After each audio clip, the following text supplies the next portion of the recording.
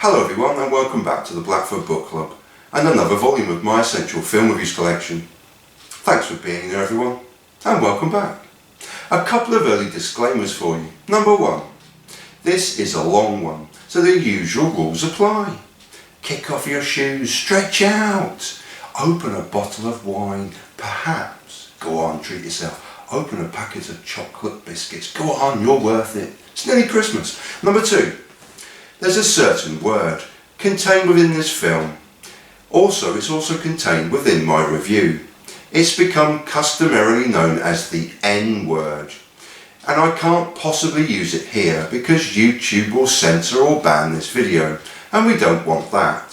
So even though I'm a free speech absolutist, I can't possibly use that word. So I'm going to replace it with the N-word. Okay? Right, on with the show.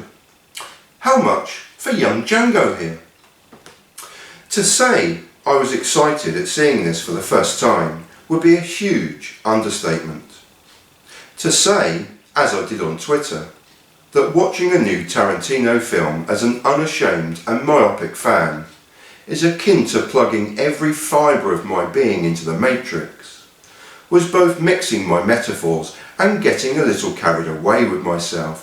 But hey, I'd just seen a genius's latest creation, and what a creation it is. It's too early to judge the critical reaction, but I have no doubt it will follow. There has already been a very public spat between Spike Lee and Tarantino regarding the use of the N-word throughout the film, 130 plus times. And there's the usual outcry against the overt violence in the film.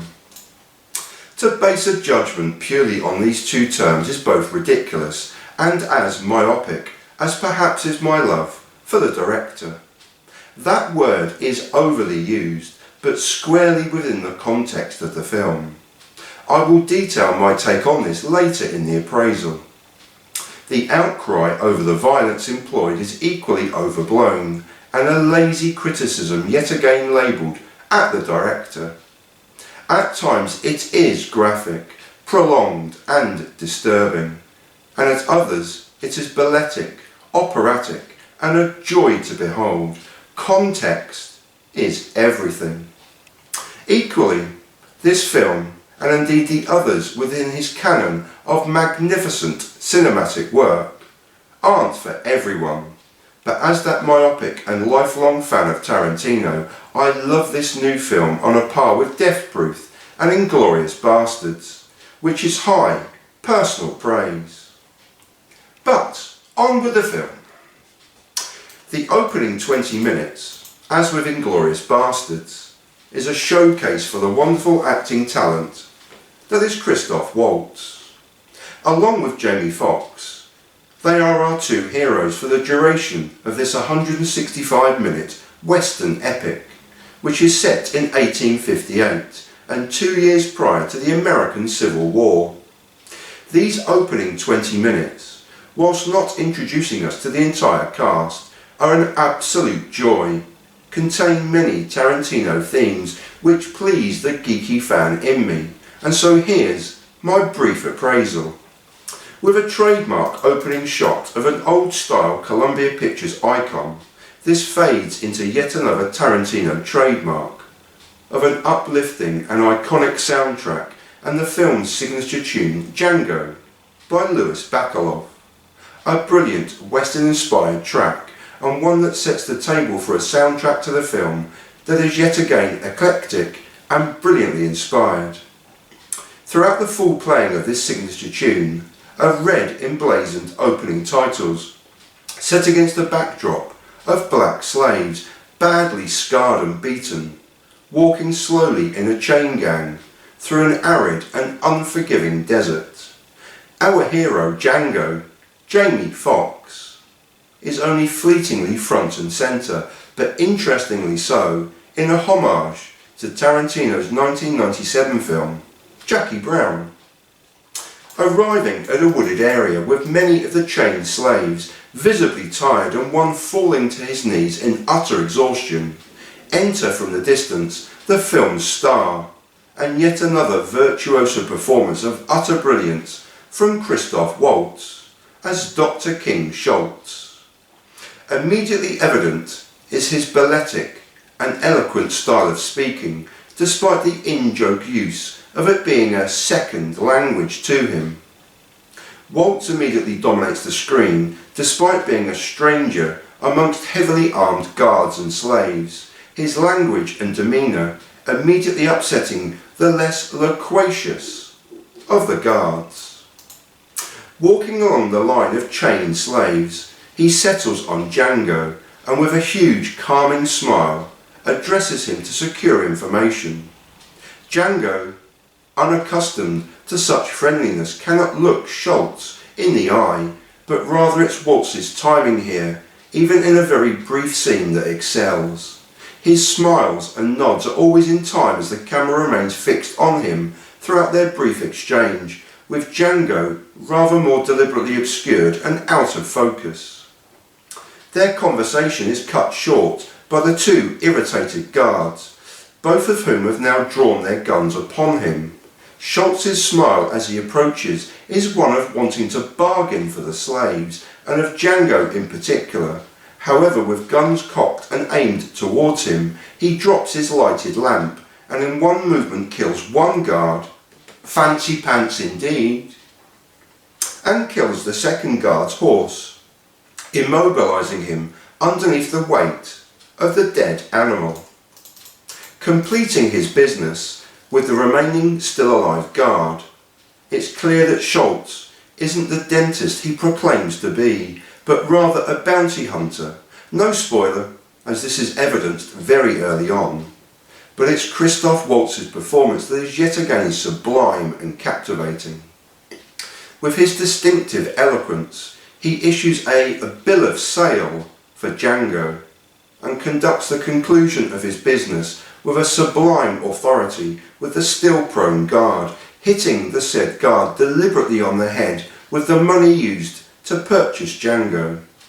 Darkly comedic throughout the opening 10 minutes, it's Christoph Waltz's warm smiles and nods that accompany the in-jokes and dark comedic references. Before our heroes ride off, there are three interesting points of note to be made, as firstly, Tarantino makes a first use of a slow motion camera as Django ceremoniously disrobes from his slave clothing, and a reassuring second point is that a certain brutal guard gets his bloody comeuppance from the freed slaves. Thirdly, we again return to a virtuoso performance from Christoph Waltz, as he gives the freed slaves two choices. Or two, you could unshackle yourselves, take that rifle, put a bullet in his head and bury the two of them deep, and make your way to a more enlightened area of this country. Before a brief astronomy lecture and a ta-ta to finish. Utterly sublime. Cue the brilliant braying mule soundtrack from Ennio Morricone, and a short but bizarre exposition segment leading to the final scene of the opening 20 minutes. Our two heroes have taken residence in a local saloon or inn, and when you see this film you'll understand why I've chosen my words carefully and coyly. But again, Christoph Waltz is to the fore with a delightful alas, now we must act as our own bartender. Doing so in a Tarantino trademark close-up, holding court as he does so.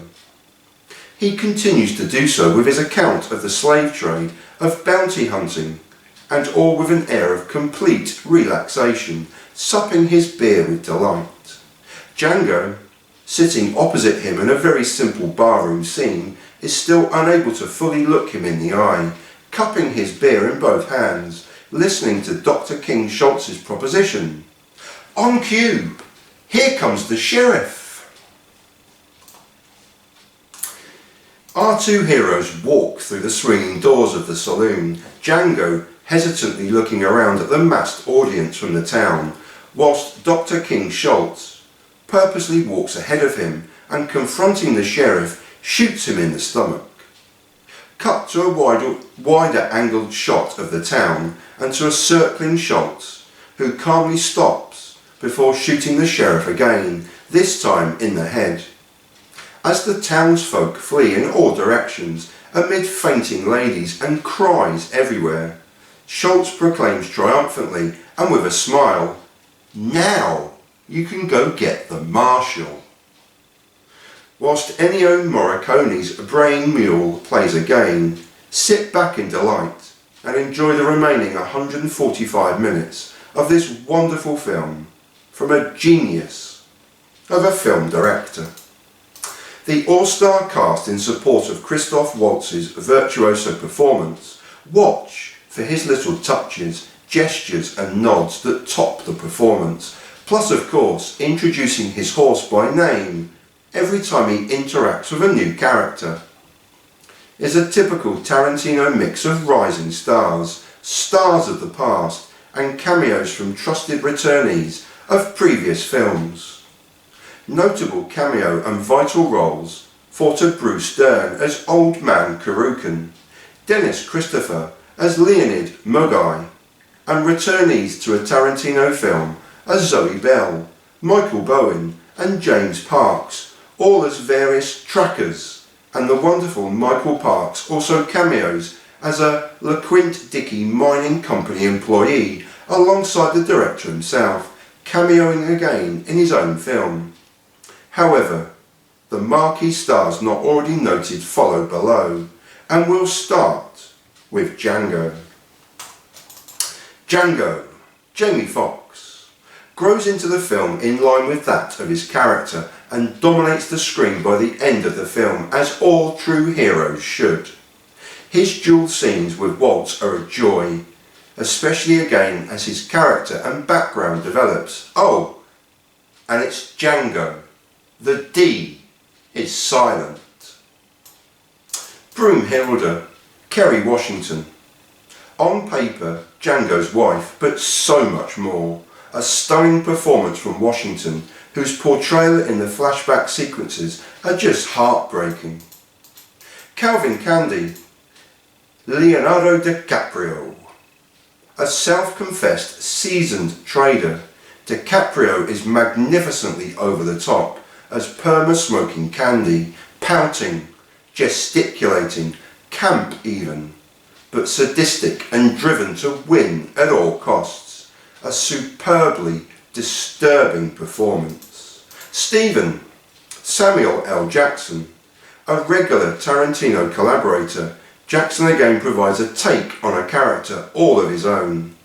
Limping, aged senior head servant for Candy, he infuses much needed dark black humour and a duality of character that says so much. A unique performance. Big Daddy, Don Johnson, smallest of the marquee roles, a plantation and slave owner visited by our heroes, he excels in his earliest scenes when bargaining with Dr. Shultz. Quentin Tarantino, writer, director. Leaving the best until the very last, but worry not, this is not a treatise on his acting skills, but of his directing prowess and the creation of yet another stunning cinematic classic. Firstly, Quentin is indebted to editor Fred Raskin, his first film editor since the sad early death of his regular and trusted collaborator Sally Menke. No doubt Quentin was heavily involved in the editing process, but the film's trademark quick cuts are a tribute to Raskin. A similar tribute is due to regular director of photography Robert Richardson, capturing the many changing settings perfectly, and as you'd expect from a Western stylized film, the wider shots of the surrounding vistas are brilliantly blended throughout the film. Some of the elongated horse riding scenes are brilliantly captured by Richardson, one of the film's many joys. Sharon Davis, costume design, and production designer J. Michael Reaver also deserves special praise. The soundtrack is yet again a joy all of its own and highly recommended. Leaning heavily on Ennio Morricone's iconic Western influenced tracks, the soundtrack is also an eclectic mix of joyful, uplifting tracks like Freedom by Anthony Hamilton and Elena Boynton, which is brilliantly used in one particular heart-rending flashback.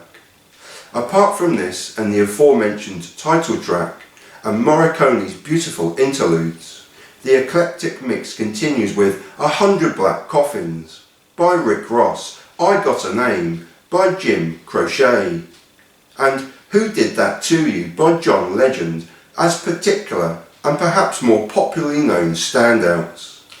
However, there are many more Tarantino-inspired gems interspersed within the action, particularly La Corsa by Luis Bacalov, Nicaragua by Jerry Goldsmith, and my particular favourite, The Beautiful and Haunting Ancora Key by Alyssa Toffoli.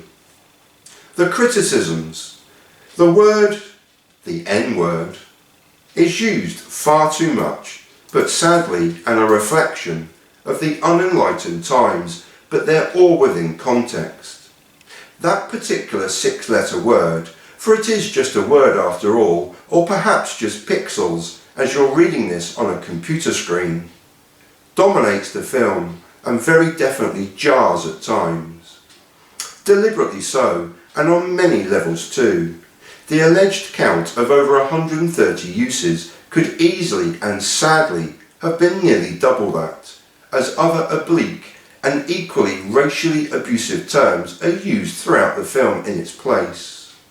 The stigma of this word and others like it will always jar an audience and thoroughly offend many people watching, but here, as opposed to say Pulp Fiction, there is a very obvious duality to its use. Historically of the time, yes. Overused, yes. But the juxtaposition of the characters who use it and to what ends raises interesting questions throughout. Similarly so is the portrayal of black slaves being inhumanely herded around and treated like cattle, some of which is appallingly graphic. The aristocratic white-skinned reaction to a black man on a horse riding is shocking, but again, deliberately so. The contempt shown very definitely jars in many scenes, as does Django's verbal and physical abuse of fellow black slaves. Context is again needed. Prior to release, the now infamous hooded Ku Klux Klan meeting was broadly attacked. Offensive, yes. Poorly acted, and the first of two real clunker scenes, yes. But the farce of the meeting itself is a parody in and of itself. It's absurd and ridiculous, and indeed ridiculed by the film itself, deliberately and not so deliberately. My criticisms are therefore fourfold. An overt use of one word, but in context. Two very poor scenes which should have been cut. I'll leave you to decide where the other poor scene resides in the film, and the fact the whole charade is wholly contrived, but joyously so. The triumphs. Returning briefly to the above Ku Klux Klan meeting is an obvious example, and one that pleased me most as a fan. The middle, hooded on horses segment is very poor. However, it is surrounded by a wonderful and very un-Tarantino-like wide shot of galloping horses thundering towards their absurd meeting, which is brilliantly lit and captured, as is the final piece of the jigsaw of this particular scene, ending magnificently as it does. But spoiler limits prevent me from revealing its finale. There are minor homages to past spaghetti westerns, but far fewer than I expected, and the film is all the better for it, with the joy being to appreciate the minimal nods as we go. Continuing with this theme, there are very definite Tarantino nods again in his past films, and trademark use of close-ups. The bar scene and the pouring of the beer being the obvious example, but again far fewer than expected. The joy again is the minimal use of them, with Crazy Craig Coons being a brilliant example for all Pulp Fiction fans out there. Equally, the use of a trademark crunching fast zoom is used sparingly and effectively. Mexican standoffs? Of course there are. It wouldn't be a Tarantino film without them. There are many more touches and flashes from Tarantino from films past and present, some subtly so, but my overall biased reaction is of joy at this film, and of a film that left me, again as a fan, smiling broadly throughout. Without spoiling any further, if you're a fan of the director, you'll enjoy the little touches throughout the 165-minute running time. Every scene has a Tarantino look, of meticulous precision, of giving everything to tell the story, and a lot more. A notorious maker of violent films, the violence is all here, present and correct. The shocking aspect is the unexpected violence, the ferocity of which is truly disturbing at times, as is a pervading air of impending violence that is cleverly manipulated away by the story. As with Reservoir Dogs, much of the violence is thankfully off-screen, and the bloodiest and most extremely violent scene is captured, as only Tarantino can, in a balletic maze of slow-motion cameras, quick edits, and a thunderous musical soundtrack. But above all, Tarantino returns to his most overlooked theme here, in that this is a love story above all else. Of our hero Django searching for the love of his life, whatever it takes, Western style. Of unexpected friendship and indeed love for another man too, but I'm probably getting a little sentimental now. It is fantastic, it's loud, it's brash, it's subtle too, it's Tarantino. This fan is glad to see the geniuses return. Auf Wiedersehen! Couple of minor stumbles. I'll forgive myself. It's probably been about 45 minutes since I started this. That was Django Unchained. I couldn't possibly recommend it highly enough to you. Directed by Quentin, the one and only Tarantino. Thanks for watching. Couple more Quentin Tarantino classics to follow, so please do tune in. Thanks for watching, thanks for being there, thanks for putting up with me. Peace everyone, and solidarity. Thanks again for watching. I hope the world is spinning and turning in your favour, in your corner of the world, and I hope you've been enjoying those chocolate biscuits. You cheeky devil. Thanks for being there, everyone. Peace.